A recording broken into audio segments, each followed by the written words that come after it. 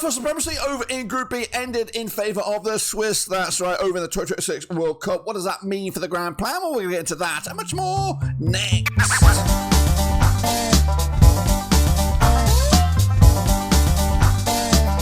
Folks, back once again with another video. Today we take a look back at the 2026 World Cup match between Switzerland and Canada over in Group B. And what went down? Well, of course, we'll showcase you all of that and much more in just 1 second. If you know what you mean, smash your subscribe. You want some shot for Blackburn Rovers World Cup reviews. That's right, we're reviewing this game to see who comes out top of Group B. Well, it was, of course, a small matter of a couple of goals. Of course, who scored them, what happened, we'll get into it in a minute. Big shout out to my members of the Patriots. You know who you are. Can we get 48 likes? Can we get 48 likes for each and every one of the nations that started this World Cup? Because we're losing, we're dropping nations like flies, but these two will not be dropped just yet. They both make it through to the round 32, but the battle supremacy goes in favour of La Suisse. That's right, 2-1 winners in the end, of course, showing the hosts what they're all about. Of course, honestly, the Swiss, they are dark horses. They always will be dark horses. They're just not the best of the best, but they're just not shite. They, of course, will give you a good game. They had a bad start to the tournament,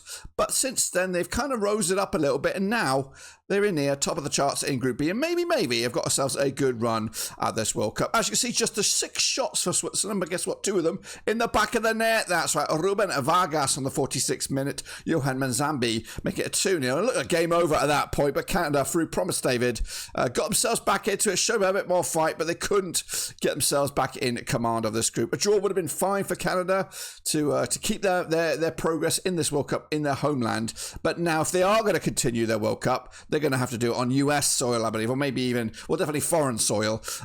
So we'll explore that in a minute. But look, they were in this game, they showed some fight, but it was too little too late. Of course, first half very, very bland. The goals started to come in the second half, and that's when I think both nations kind of realised, hang on a minute, we got actually something to play for here, despite already securing a top 2 berth.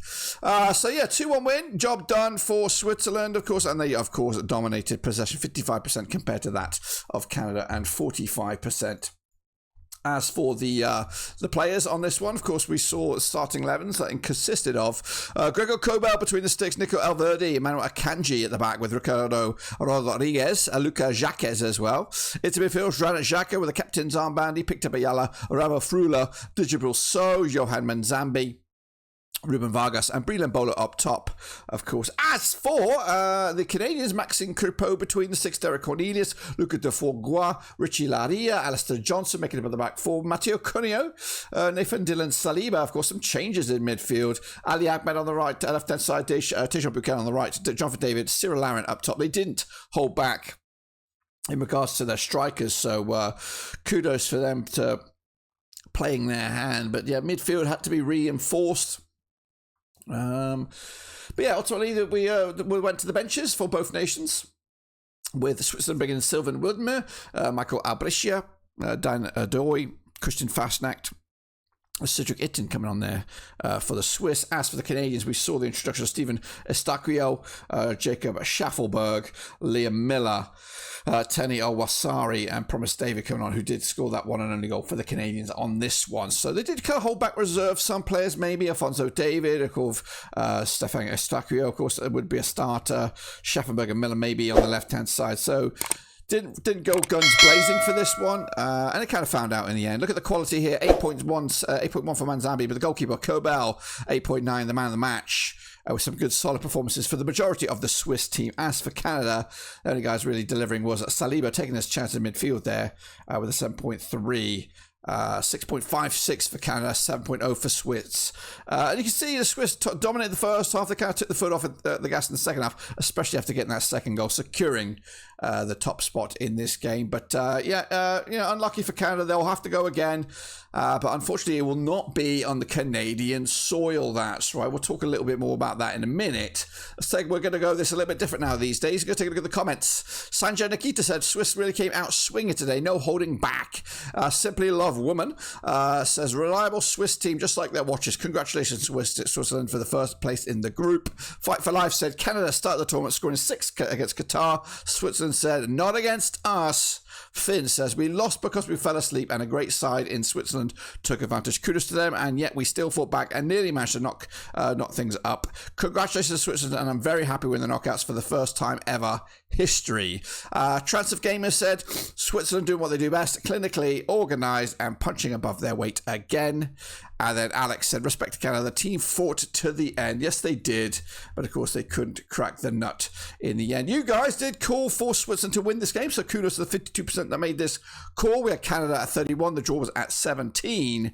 As for the ping pong balls, they went with a 1-0 win for Canada. The cat, though, she went with a draw. As for me, we're not going to do me because I'm running behind here and we've got a lot of videos to do, so of course not great. But what does that mean? Of course, the end of the prize here. This is the table for Group B. It is, of course, Switzerland top pops, Canada in second, and Bosnia-Herzegovina in 3. And breaking news, Bosnia-Herzegovina will qualify as one of the third-place teams. I'm not sure where they land in the bracket, but we'll try and explore that a little bit. Qatar, that is one thing that's nailed on. They are going home. Say goodbye to Qatar. That's courtesy of the results in this match. But yeah, just to confirm the old situation in the third-place table, Bosnia-Herzegovina are top. The calculators have been out, and they've confirmed that Bosnia have advanced as one of the 8 places at the moment, of course, after the conclusion of those round of matches in Group A.